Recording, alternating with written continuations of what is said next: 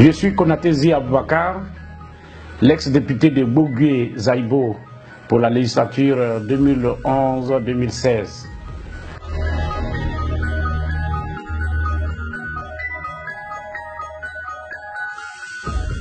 J'ai d'abord été militant de la FESI. Après, je suis allé au sein des Forces Nouvelles où j'ai été président du mouvement et j'ai occupé à la fin le porte-parole des mouvements de jeunesse des Forces Nouvelles. Après la crise, je suis devenu député, j'ai été élu député dans la circonscription électorale de Bougoué et Zaïbo. Côté professionnel depuis 2008, sur proposition du président Guillaume Soro, j'ai été nommé à la filière café-cacao en tant que chargé d'études senior au fonds d'investissement en milieu rural, poste que j'ai occupé jusqu'à mon licenciement récemment.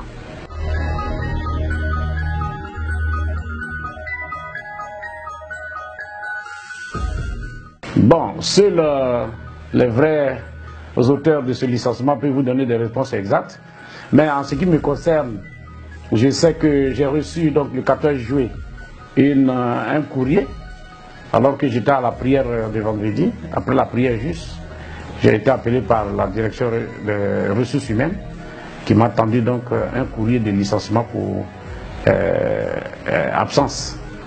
Alors que je n'avais jamais été interpellé par quoi que ce soit, je n'ai pas été mis en demeure, je n'ai pas été averti, je n'ai pas eu de demande d'explication, rien du tout.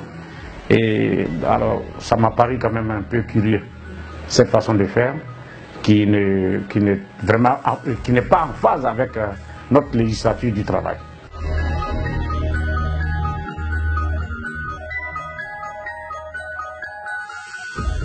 Je sais que il y a des mobiles politiques, parce que souvenez-vous que le 8 déjà, nous étions co-animateurs d'une cérémonie de l'Union des Soroïstes dans un hôtel de la place.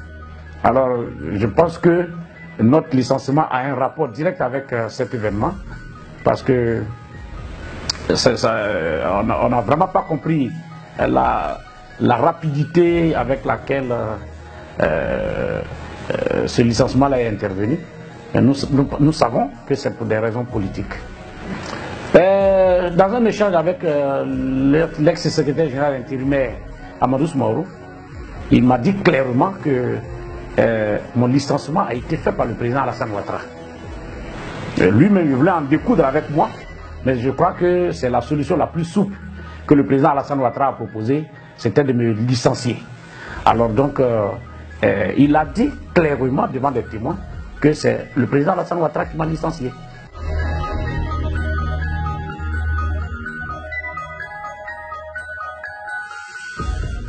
Je dirais oui ou non. Oui, parce que Guillaume Soro, c'est mon leader.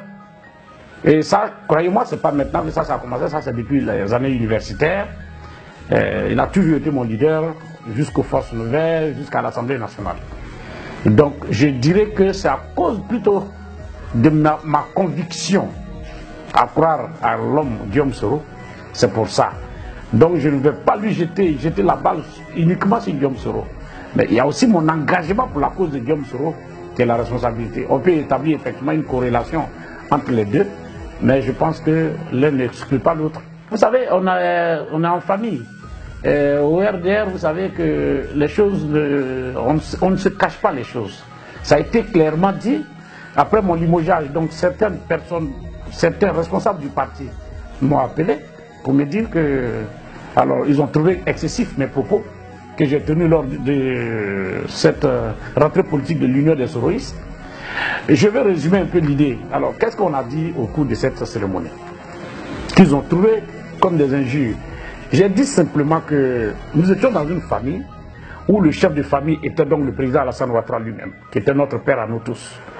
Et que depuis qu'il a déclaré qu'il ne serait pas candidat en 2020, alors cette déclaration a ouvert une sorte de débat contradictoire pour la conquête, pour la succession au trône.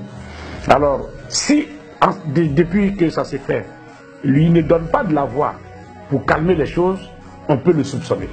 Deuxièmement, on a estimé que même s'il préfère un successeur à d'autres, je pense qu'en tant que père, sa posture ne lui permettait pas d'apporter tout son soutien à un contre l'autre. Et que j'étais du côté de Guillaume Soro, et je suis de ceux qui pensent que nous sommes les enfants rejetés de la famille. Et que je lui avais demandé simplement d'être juste entre nous, ces enfants. Et que malgré tout ça, je le considère comme un père, même si c'est un père injuste. Alors c'est cette phrase-là, le père injuste, qu'ils ont extrait pour en faire une injure, pour en faire un motif de licenciement de moi-même et de d'autres personnalités qui étaient à cette cérémonie. C'est ce que nous avons trouvé curieux. Alors nous avons tous, après ça, nous avons tiré les leçons pour comprendre que alors, on était déjà dans l'œil du cyclone.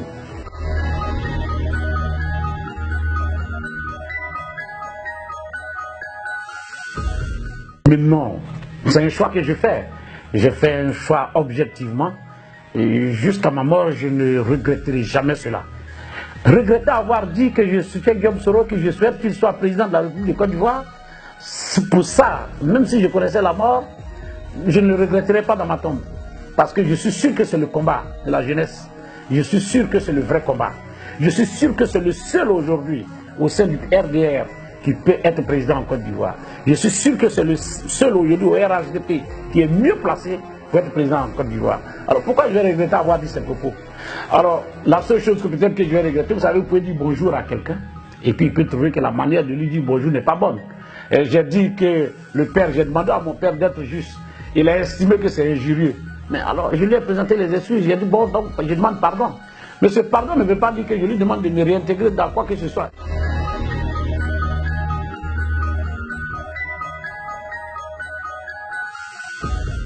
Quand je quitte mes pieds de café et cacao, quand j'ai fini de faire le tour, c'est fini, je vais en campagne.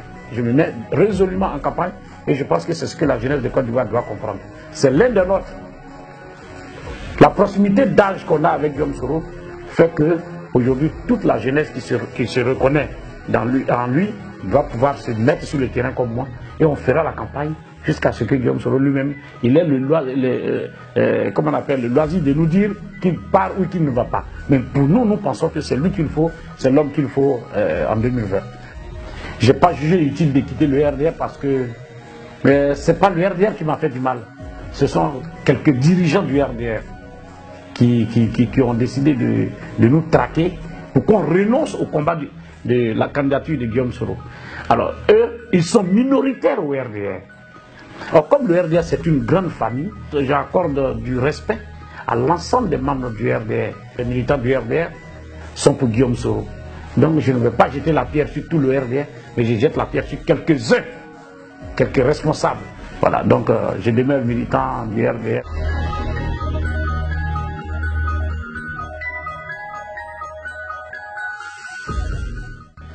On a suffisamment placé les chaises pour les gens. On a suffisamment lutté. On nous a suffisamment utilisés. Tous les jeunes de mon âge, 70 à 75% n'ont pas d'emploi aujourd'hui. Parce qu'on s'est consacré à un combat pour nos aînés. Mais une fois ils sont aux affaires, nous sommes relégués au second plan. Rappelez-vous que quand nous menons ce genre de combat, leurs enfants ne sont jamais à nos côtés.